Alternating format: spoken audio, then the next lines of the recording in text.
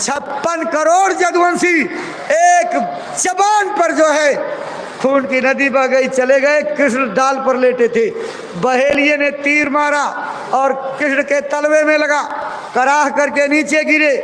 बहेलिया शिकार के लिए आया तो देखा हिरण की जगह ये तो जो है कृष्ण लेटे हुए, रोने लगा। कहा रो मत ऐ बहेलिए, मैंने बाली के रूप में तुमको तीर मार करके घायल किया था, आज तुमने मुझे तीर मार करके घायल करके अपना बदला ले लिया, तुमने मेरा उपकार कर दिया।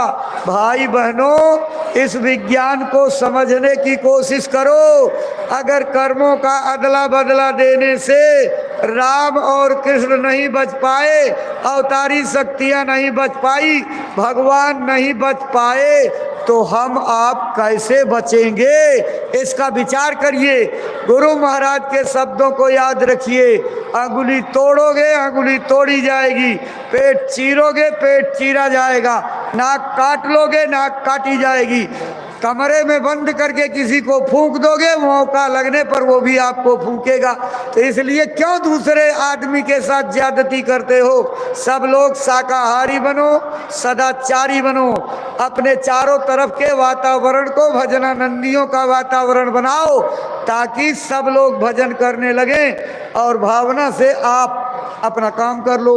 देखो भाई बहनों, दूसरा आदेश पूज्य महाराज जी ने दिया था, एक एक गोलक हर नामदानी अपने घर में रखे और घर के सभी प्राणी एक एक रुपया उसमें रोज डालें।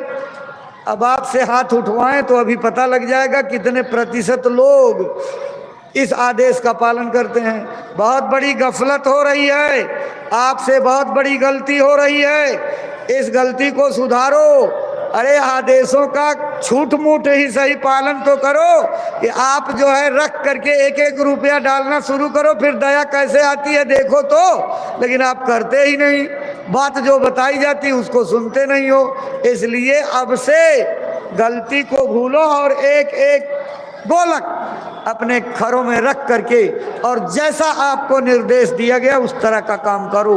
देखो भाई बहनों, गुरु महाराज की गौएं हैं, गुरु महाराज की गौशाला है, नंदीशाला महाराज जी ने स्थापित कर दी है।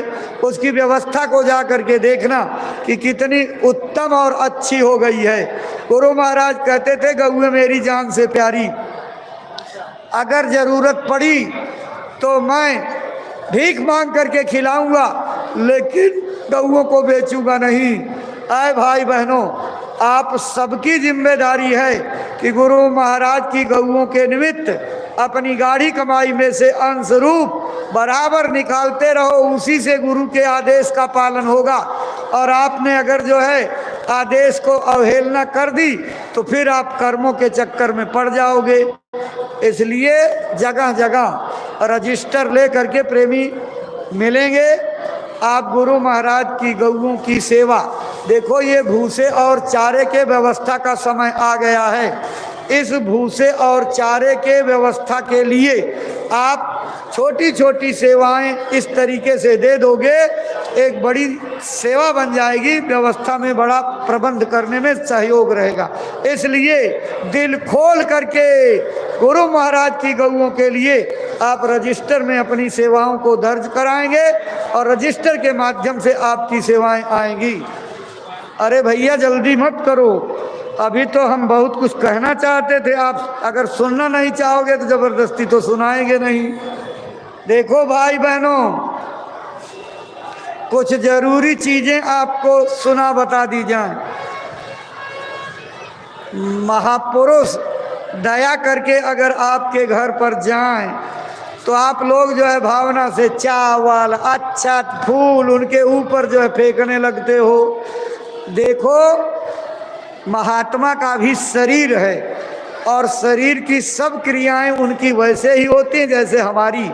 वो तो अंदरूनी विद्या की बात अलग है। तो जब आप कोई चीज़ फेंक दोगे, आँखों में लग जाए, किसी जगह और लग जाए, चोट पहुँच जाए, तो आप इस तरह की चीज़ों को बंद करिए। महात्मा के पास पहुँचने पर प्रणाम करके उनकी दया कृपा लीजिए। आँखों का प्रणाम जो संत मत की तरकीब है उसको लेने की ज़रूरत है। दूसरी बात ये कह रहे हैं कि देखो मेला बहुत लंबा है,